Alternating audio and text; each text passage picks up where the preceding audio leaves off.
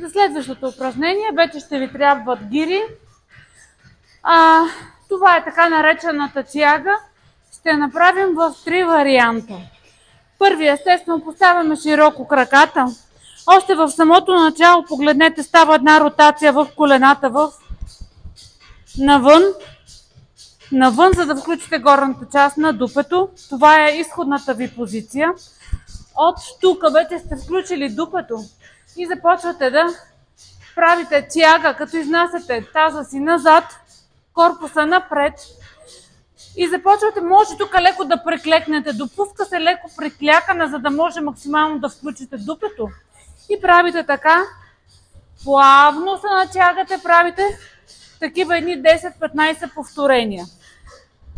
Едно, плавно, в пълна амплитуда, леко приклякате тук, за да може, но не клякате, а приклякате леко. Все пак изнасяте таза назад, за да може максимално да разтегнете дупето.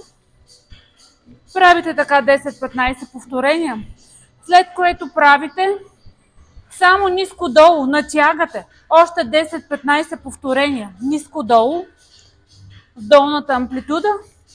И следващите 10-15 повторения ще бъдат пак ниско-долу, но с изнасяне.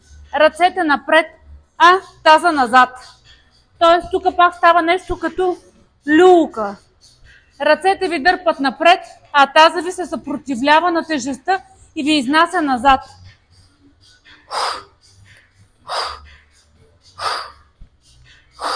Още 10-15 повторения. Това всичко е една серия. 15 повторения. Пълна амплитуда. 15 повторения.